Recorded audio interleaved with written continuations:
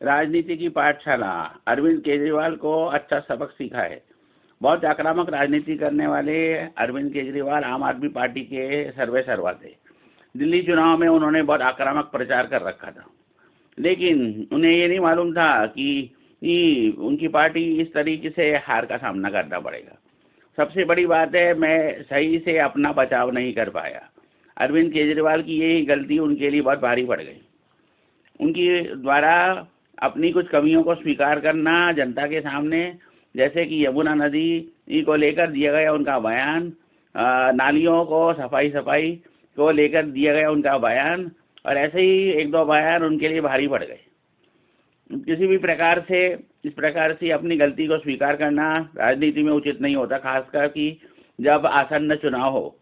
और इसके साथ साथ भाजपा पर सही से हमला नहीं करने का भी उनके ऊपर एक दोष है, जिसकी वजह से उनको यह हार का सामना करना पड़ा। सबसे बड़ी बात है कि जो भी राजनीतिक दल चुनाव के लिए जनता का सामना कर रहा होता है, उसे कभी भी अपनी गलती स्वीकार नहीं करनी होती। अरविंद केजरीवाल ने यमुना नदी को लेकर और दिल्ली की साफ सफाई को लेकर और इस प्रकार की और 2-3 बयानों को लेकर काफ़ी अपनी गलती स्वीकार की थी, और समय जनता जनार्दन से दोबारा मौका मांगा था। आपको पता है कि इस प्रकार की भयंकर भूल करना राजनीति में एक बहुत ही बड़ी भूल मानी जाती है। और बीजेपी को कमतर आका, ये दूसरी महत्वपूर्ण गलती अरविंद केजरीवाल ने की। उन्होंने सोचा कि मैं अपना अब आक्रामक रणनीति को लेकर आगे चलता रहूँगा और फ्रीबीज देकर जनता को अपने बाले में करता रहूँगा। लेकिन कांग्रेस ने भी यहाँ एक खेला कर दिया है। या यह चुनाव आयोग का भी खेला हो सकता है, क्योंकि भारतीय जनता पार्टी को जिताने के लिए बहुत ही कम मार्जिन अर्थात 2% का फर्क रहा, और इसमें कांग्रेस को की वोट शेयर में कुछ बढ़ोतरी हुई है। चुनाव के आखिरी समय में जब चुनाव पूरे रंग में और शबाब में था, तब कांग्रेस ने अपना पत्ता खोल दिया था, और राहुल बाबा जो अपने आप को बीमार कह रहे थे, अचानक से मृत अवस्था से उठ खड़े हो गए और गली गली प्रचार करने लग गए, जिसकी वजह से आम आदमी पार्टी को ऐन वक्त पर कुछ वोटों का नुकसान झेलना पड़ा, खासतौर कर से दलितों का और ओबीसी का, और जिसकी वजह से अरविंद केजरीवाल की पार्टी ने बहुत ही मामूली अंतर से चुनाव हार गई। और इस लगभग इन 15 या 16 सीटों पे ये केजरीवाल आराम से चुनाव जीत सकते थे। यमुना नदी को लेकर दिए गए उनका बयान, नदी और शहर की सफाई को लेकर दिए गए उनके बयान उनको भारी पड़ गए। आप सबको पता है कि यमुना नदी यमुनोत्री से चालू होती है और उत्तराखंड के हिस्से से होते हुए और हरियाणा से होते हुए दिल्ली में प्रवेश करती है, और पूरी नदी को साफ करने का जिम्मा किसी राज्य सरकार का होना संभव नहीं है, क्योंकि केंद्र में मोदी सरकार है और केंद्र में और राज्यों में, ज़्यादातर राज्यों में भारतीय जनता पार्टी की सरकार है।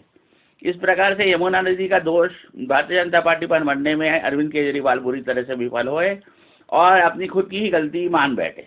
इस प्रकार से खुद के ही गोल पोस्ट पे उन्होंने गोल दाग दिया और जनता को साफ रास्ता दिखा दिया कि अरविंद केजरीवाल कितनी भी घोषणाएं कर ले, एलजी के माध्यम से मोदी सरकार किसी भी नीति को आसानी से लागू नहीं होने देगी। तो जनता इनकी रोज रोज की लड़ाई से भी तंग आ चुकी थी। जनता केजरीवाल के फ्रीबीज से काफ़ी खुश थी, और इसीलिए अभी तक जो सीटें मिली हुई है 22 सीटें, वो इसी वजह से मिली हुई है, क्योंकि वो जनता चाहती थी कि इस प्रकार की कुछ फ्रीबीज उनके लिए आगे भी जारी रहे।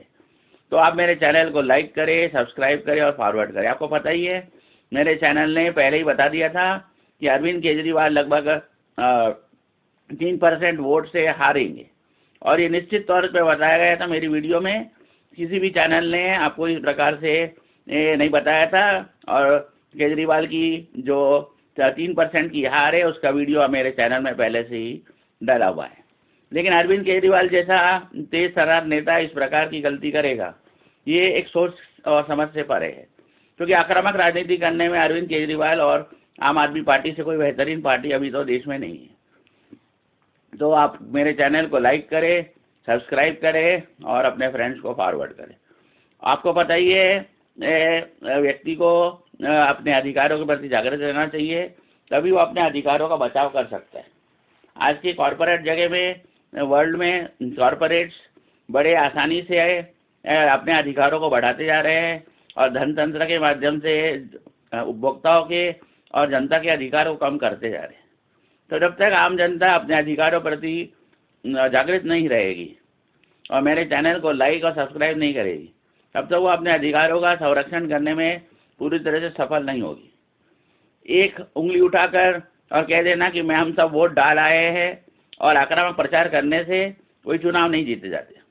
आजकल चुनाव रणनीति बनानी पड़ती है, सहयोगियों के साथ साथ विपक्ष पर ध्यान रखना पड़ता है और किस प्रकार के ये सोशल मीडिया में और मार्केटिंग में ट्रेंड्स चल रहे हैं उसको देखना पड़ता है, क्योंकि धनतंत्र एक बहुत महत्वपूर्ण तंत्र हो गया है चुनाव में। इसके साथ साथ चुनाव आयोग को भी मैनेज करना पड़ता है।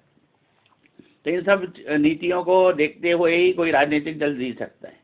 कोई बच्चों का खेल नहीं है जो अरविंद केजरीवाल सोच रहे थे कि ये हर बार की तरह मैं कांग्रेस के कुछ वोट को मिलाकर अपने वोट मिला लूँगा और आसानी से भारतीय जनता पार्टी पे चुनाव पे जीत हासिल कर लूँगा। वो दिन पुराने हो गए हैं और वो दिन लग चुके। अब आप भारतीय जनता पार्टी ने 2 बार की हार के बाद तीसरी बार काफ़ी तैयारी के साथ चुनाव लड़ा था और इसी वजह से अरविंद केजरीवाल को हार का